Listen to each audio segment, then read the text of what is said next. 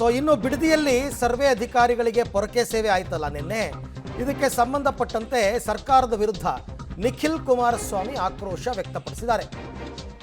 ರೈತರು ಹೋರಾಟಕ್ಕೆ ಕುಳಿತಾಗ ಅಧಿಕಾರಿಗಳು ಸರ್ವೆ ಮಾಡೋದಕ್ಕೆ ಬಂದಿದ್ದಾರೆ.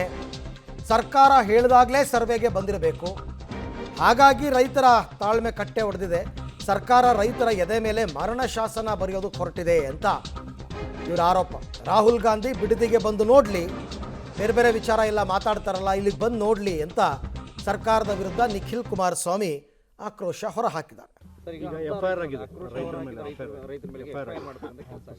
ಈಗ ನಿನ್ನೆಯ ದಿನವೇ ನನಗೆ ಇದು ಮಾಹಿತಿ ಬಂತು. FIR ಹಾಕೋದ್ರ ಮೂಲಕ ರೈತರನ್ನ ನಾವು ಕೈ ಕಟ್ಟೆ ಹಾಕ್ತೀವಿ, ಎದುರಿಸ್ತೀವಿ, ಬೆದರಿಸ್ತೀವಿ ಅಂತಕ್ಕಂಥ ಉದ್ದಟತನದಿಂದ ನಡ್ಕೊಳ್ತಾ ಇರ್ತಕ್ಕಂಥ ಈ ಸರ್ಕಾರ ಬಹುಶಃ ಒಂದು ಅರ್ಥ ಮಾಡ್ಕೊಳ್ಬೇಕಾಗ್ತದೆ. ರೈತಾಪಿ ವರ್ಗ ತಿರುಗಿಬಿದ್ರೆ ಬಹುಶಃ ಯಾವ ಸರ್ಕಾರಗಳು ಹೆಚ್ಚಿನ ಕಾಲ ಉಳಿಲಿಕ್ಕಾಗೋದಿಲ್ಲ. ಅದು ಮುಂಬರ್ತಕ್ಕಂಥ ದಿನಗಳಲ್ಲಿ ಬಹುಶಃ ಈ ಸರ್ಕಾರದ ಪತನಕ್ಕೆ ರೈತರು ಅವರ ಎದೆ ಮೇಲೆ ಏನು ಮರಣಶಾಸನವನ್ನು ಬರೀಲಿಕ್ಕೆ ಹೊರಟಿದ್ದಾರೆ ಈ ರಾಜ್ಯ ಸರ್ಕಾರ.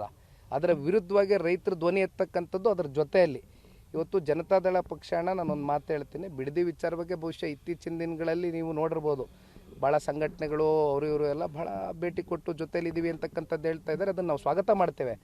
ಆದರೆ ಮೊದಲನೇ ದಿನದಿಂದನೂ ಕೂಡ ಜನತಾದಳ ಪಕ್ಷ ಒಂದು ಇಲ್ಲಿ ಕುಮಾರಸ್ವಾಮಿ ಅವರಾಗಲಿ, ನಾನಾಗಲಿ, ಬಾಬಣ್ಣ ಅವರಾಗಲಿ, ಅಲ್ಲಿರ್ತಕ್ಕಂಥ ಜಿಲ್ಲೆ ನಾಯಕರಾಗಲಿ ಒಂದೇ ಹೇಳಿರೋದು, ಇಫ್ ಎಟ್ ಆಲ್ ಕನ್ಸೆಂಟು 80% ಅಂತಕ್ಕಂಥದ್ದನ್ನ ರಾಜ್ಯ ಸರ್ಕಾರ ಏನು ಹೇಳ್ತಾ ಇದ್ದಾರೆ, ರೈತರು ಕೊಡೋ ಅಂಥದ್ದಕ್ಕೆ ಏನಾದರೂ ಮುಂದೆ ಬಂದು ಕೊಡ್ತಾರೆ ಅನ್ನೋದಾದರೆ, ಅವ್ರ ಒಪ್ಪಿಗೆ ಇದೆ ಅನ್ನೋದಾದರೆ ನಾವು ತಕರಾರು ಎತ್ತಲ್ಲ. We are not against development, ಅಭಿವೃದ್ಧಿಯ ವಿರೋಧಿಗಳಲ್ಲ.